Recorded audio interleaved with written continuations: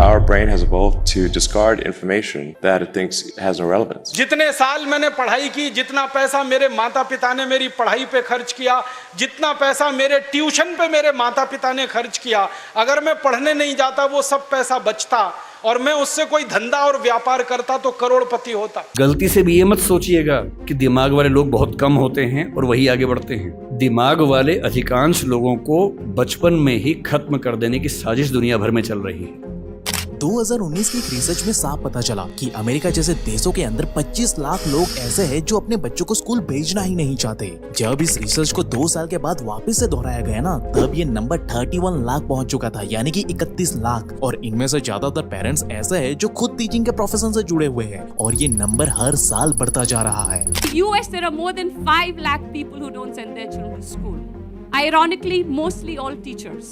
because they know how screwed up the system is. यानी ऐसे लोग जो खुद बच्चों को स्कूल में पढ़ा रहे हैं, वो खुद अपने बच्चों को स्कूल भेजना ही नहीं चाहते, क्योंकि उन्हें अब ऐसा कुछ पता चल चुका है जो आज तक किसी को पता नहीं चला था। यानी कि भाई स्कूल को कुछ इस तरह डिजाइन किया जाता है ताकि स्कूल जाकर पढ़ाई करने वाले बच्चे कभी समझदार बन ही ना पाए और वो जिंदगी भर गरीब और मजदूर ही बने रहे। और मैं दावे के साथ कह सकता हूँ कि अगर आप भी कभी स्कूल गए हो ना, तो आप में से 99% लोगों ने इस चीज को बारीकी से महसूस किया होगा, क्योंकि वहाँ पे आपको बचपन से ही नौकर बनाने के लिए ट्रेन किया जाता है, ना कि रिच एंड सक्सेसफुल बनने के लिए। मेरा नाम मोहित कुमार है। मैं बठिंडा रेलवे स्टेशन में कुली का काम कर रहा हूँ। मेरे को 5 साल हो गए रेलवे स्टेशन पर काम करते को। मैं बीटेक की हुई है मैंने इलेक्ट्रॉनिक्स एंड कम्युनिकेशन में फरीदकोट से। मेरी वाइफ भी एमटेक कर रही है। अब मैं ऐसा खुलेआम क्यों बोल रहा हूँ वो आप इस वीडियो के अंत तक आते आते समझ जाओगे कि आखिर स्कूल और कॉलेज को किस तरह से डिजाइन किया जाता है ताकि आप जीवन भर बस कुछ इलाइट लोगों के लिए काम करके उनके सपने पूरे कर पाओ। और ये बात कोई मैं हवा में नहीं बता रहा हूँ, बिल्कुल नहीं दोस्त, बाकी जो जो चीजें प्रॉपर साइंटिफिक रिसर्च और एविडेंस के साथ साबित हुई है ना, वही चीजें मैं बिना कोई फिल्टर के आपके सामने रख रहा हूँ। इसलिए कमेंट में सत्यमेव जयते लिखकर मेरे साथ इस वीडियो के अंत तक बने रहे। So hey beautiful people, welcome to fundoo programming. मैं हूँ आपका दोस्त फंडू boy.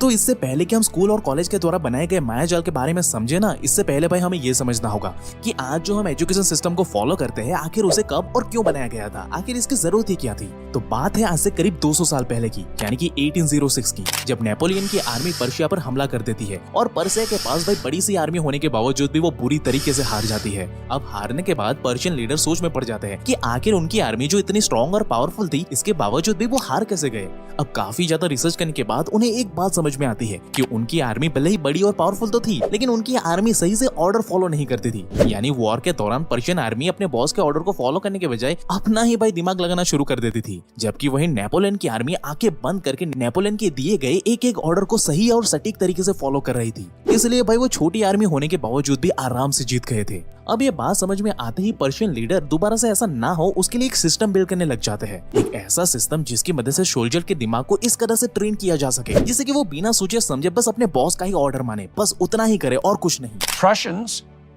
produced a universal education system in the late 1800s because they were afraid they were losing military superiority and they wanted to produce a cadre of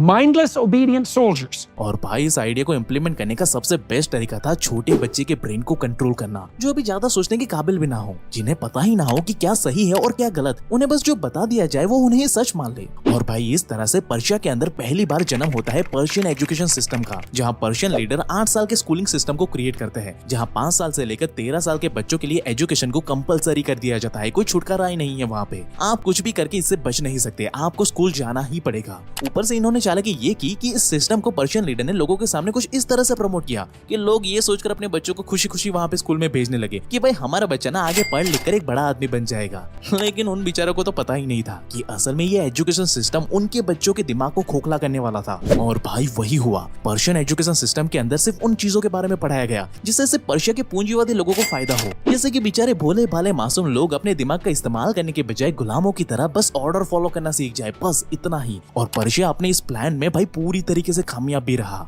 लेकिन भाई बात यहाँ पे खत्म नहीं हुई, बल्कि जब बिलियनर जॉन डी रॉकफेलर, जो कि यूएसए के एक इंडस्ट्रियलिस्ट है, उनके पास ना उस समय एक बड़ा सा ऑयल एम्पायर था, लेकिन उन्हें कोई काम करने वाला मिल ही नहीं रहा था। इसलिए कई बार वो जबरदस्ती से अमेरिकन को पकड़ करके लेकर आते थे ताकि वो उनकी ऑयल फैक्ट्री में वर्कर का काम कर सके। लेकिन इसके बावजूद भी वर्कर्स मौका मिलते ही वहाँ से भाग जाते थे, जिसका कारण भाई बिल्कुल सिंपल सा था, क्योंकि उस समय यूएसए के अंदर ना लोग नौकरी को गुलामी की तरह देखते थे, किसी को नौकरी करनी यानी कि गुलामी करनी पसंद नहीं थी। इसलिए मेजोरिटी लोग लोग खेती करते थे या फिर अपने हाथों से बनाई हुई अलग अलग चीजें मार्केट में जाकर बेचा करते थे। और रही बात एजुकेशन की, तो उस समय पे ना अमेरिका में लोग एजुकेशन पे इतना कुछ ज्यादा फोकस नहीं करते थे, क्योंकि भाई बिना पढ़ाई लिखाई के भी सब सुकून की लाइफ जी रहे थे, इसलिए वहाँ पे कोई भी इतना ज्यादा एजुकेशन पे फोकस नहीं करता था। इसीलिए रॉकफेलर ने एक चतुराई भरा प्लान बनाया। उन्होंने डिसाइड किया कि वो अमेरिका को फ्री में एजुकेट करेंगे, लेकिन उन्हें उतनी ही शिक्षा दी जाएगी जितने में लोगों को एक अच्छा वर्कर बनाया जा सके, ताकि लोग उनकी फैक्ट्री में चुपचाप से 8 से 10 घंटे काम करें, वो भी खुशी खुशी। और भाई वही हुआ। रॉकफेलर ने पूरे यूएसए के अंदर ये ऐलान कर दिया कि वो अमेरिकन पब्लिक स्कूल खोलने जा रहा है, जहाँ अमेरिका के बच्चों को फ्री में पढ़ाया जाएगा।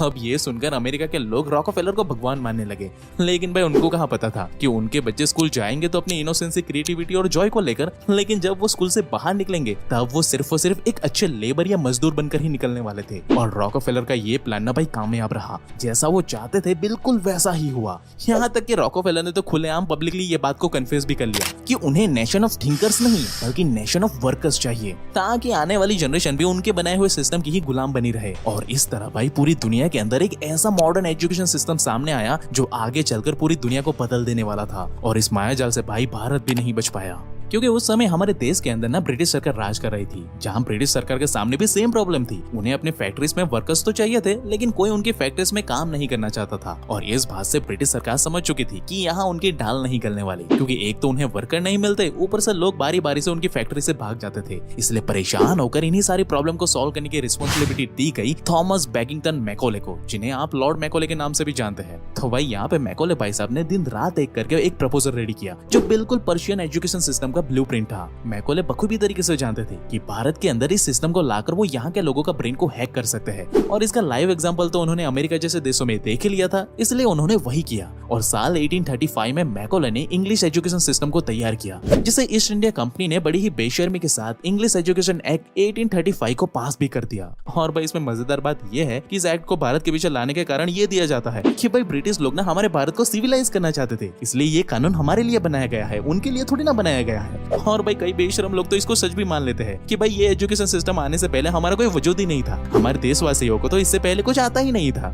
जबकि भाई ये लोग हमारी हिस्ट्री को भूल जाते हैं। जिस वक्त ब्रिटिश लोग ना कबीले में रहकर आपस में लड़ रहे थे, जिन्हें कपड़े पहनने का भी भान नहीं था, उस वक्त भाई भारत अकेला ऐसा देश था जो सबसे पहले और सबसे बड़ी यूनिवर्सिटी चला रहा था, जहाँ लोग mathematics, medicine, politics, welfare, astrology, music, philosophy जैसे अनगिनत सब्जेक्ट पढ़ते थे। और तो और भाई इस यूनिवर्सिटी के अंदर सिर्फ भारत के ही नहीं बल्कि Greece, Iraq, Nepal, Sri Lanka, China जैसे अनगिनत कंट्री से लोग ना दूर दूर से पढ़ने के लिए आते थे। और उन सभी कंट्री को सिविलाइज करने की जिम्मेदारी भारत के ऊपर थी, और ये लोग भाई भारत को सिखाने के लिए आ गए। और भाई ये बात कोई मैं हवा में नहीं बता रहा हूँ, बल्कि ये नया एजुकेशन सिस्टम बनाने वाले मैकॉले साहब खुद इस बात को ब्रिटिश पार्लियामेंट में कबूल करते हैं कि भाई मैंने पूरे भारत में भ्रमण किया, लेकिन मुझे कोई भी गरीब या चोर नहीं दिखा, और इस कंट्री को हम तब तक गुलाम नहीं बना पाएंगे जब तक कि हम इस कंट्री के स्पिरिचुअल और कल्चर हेरिटेज को पूरी तरह से बर्बाद नहीं कर देते, जिसका प्रमाण आप खुद अपने आंखों के सामने देख सकते हो। अब हालांकि कई सारे पेड मीडिया वाले इस रिसर्च को झूठ मानने में लगे हुए हैं, और इसमें कोई बड़ी हैरानी की बात भी नहीं है, लेकिन इन पेड मीडिया वालों के सारे किए किराए पर पानी फेर दिया धर्मपाल जी की इस रिपोर्ट ने, जो साल 1960 के दौरान लंदन में रहकर ऑफिस का काम किया करते थे, और उनके ऑफिस के काम की वजह से उन्हें ज्यादातर समय ना लंदन की लाइब्रेरी में ही गुजारना पड़ता था। तभी एक दिन उनके हाथ में ब्रिटिश ईस्ट इंडिया कंपनी की एक फाइल लग गई, जिस फाइल के अंदर ऐसे ऐसे सर्वे और रिकॉर्ड्स थे ना, जिसे देखकर भाई लोगों के होश उड़ गए। अब इन सर्विस को ब्रिटिश ईस्ट इंडिया कंपनी ने साल 1830 में इसीलिए कंडक्ट करवाया था ताकि वो भारत के अंदर पहले से ऑलरेडी चल रहे गुरुकुल सिस्टम को सही से समझ सके, और फिर बाद में लॉर्ड मैकॉले की मदद से पुराने गुरुकुल सिस्टम की जगह पे अपना नया एजुकेशन सिस्टम को भारत में लगा करके भारत को पूरी तरीके से गुलाम बना सके। और इस सर्वे के अनुसार भाई 1830 में ईस्ट इंडिया कंपनी के रिसर्चर्स खुद बताते हैं, विलियम एडम जिन्होंने बंगाल और बिहार का सर्वे किया था ना, उनका कहना है कि बिहार और बंगाल के अंदर ही सिर्फ 1 लाख से ज्यादा गुरुकुल मौजूद है। वहीं दूसरी तरफ थॉमस मुरुनो जो मद्रास का क्षेत्र संभाल रहे थे, उनका क्लियरली लिखित कहना है कि भारत के अंदर मुझे एक भी ऐसा गाँव नहीं मिला जिसके अंदर एक भी स्कूल ना हो, और उन स्कूल में सबसे ज्यादा राष्ट्र प्रेम सिखाया जाता है, और वहाँ के बच्चों को हर एक स्किल सिखाई जाती है जो उनके जीवन में काम आ सके, ना कि किताबी ज्ञान। और भाई मजेदार बात यह है कि इन सर्वेस के बाद, इन सारे डेटा पॉइंट को हासिल करने के बाद ही मैकॉले भाई साहब ने भारत को बर्बाद करने के लिए इंडियन एजुकेशन सिस्टम को तैयार किया था, जिसे कि भाई बदकिस्मती से आज भी हम अपने कंधों पे धो रहे हैं। उधर अमेरिका वाले तो समझ चुके हैं कि आखिर कैसे स्कूल हमारे ब्रेन को गुलाम बना रहा है, इसलिए वहाँ के लोग तो अपने बच्चों को स्कूल में भेजना ही नहीं चाहते। लेकिन भाई भारत के अंदर हालात और भी ज्यादा खराब होते जा रहे हैं, जहाँ माँ बाप एजुकेशन को बच्चे की खुशी या कभी कभी तो बच्चों की लाइफ के ऊपर भी रख देते हैं, जिसका नतीजा ये होता है कि बच्चे बेचारे खुद को घिस घिस कर पास तो हो जाते हैं, लेकिन तब तक वो अपनी क्रिएटिविटी, इनोसेंसी और जॉय पूरी तरीके से खो देते हैं। जहाँ परिवार वाले तो ढोल बजाकर खुशी मना लेते हैं,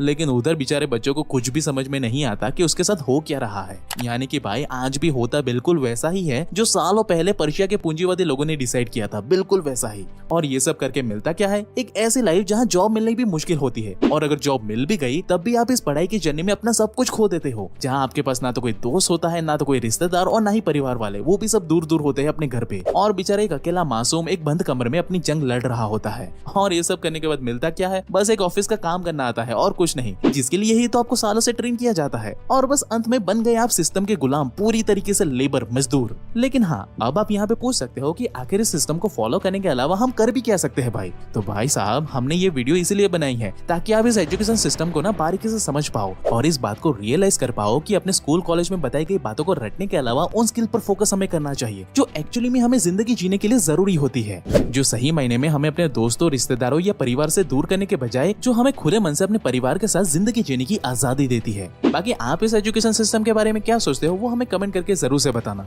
अब इसमें चाहो तो आप हमारे ChatGPT के वीडियो कोर्स की भी मदद ले सकते हो, जो भाई शुद्ध हिंदी में आपको 2 घंटे की पढ़ाई को बस 20 मिनट में ही कंप्लीट करवा देता है, जिससे कि बाकी बचे समय को आप प्रैक्टिकली ऐसे स्किल सीखने में इन्वेस्ट कर सको जो स्कूल एंड कॉलेज में आपको कभी सिखाई नहीं जाती। लेकिन भाई, क्या आपको ये पता है कि इस एजुकेशन सिस्टम को डिजाइन करते वक्त इंग्लिश को ही इतना प्रायोरिटी क्यों दिया गया है कि आज जहाँ देखो वहाँ इंग्लिश का ही बोलबाला चल रहा है? क्या वो अंग्रेज इंग्लिश बोलते थे इसलिए, या फिर इसके पीछे भी कोई और ही षड्यंत्र छुपा हुआ है, जिसके बारे में अगर आप बारीकी से जानना चाहते हो ना तो कमेंट में हमें नेक्स्ट पार्ट लिखकर बता दो, हम इसके बारे में भी आपके लिए डिटेल रिसर्च वीडियो लेकर आएंगे। तब तक के लिए आप इस लेफ्ट वाली वीडियो पर क्लिक करके इस पूरे सिस्टम को और भी बारीकी से समझ सकते हो, और ऐसे ही लाइफ चेंजिंग वीडियो हर हफ्ते देखने के लिए ना भाई हमारे चैनल को अभी सब्सक्राइब करें। And at last, thank you for watching guys.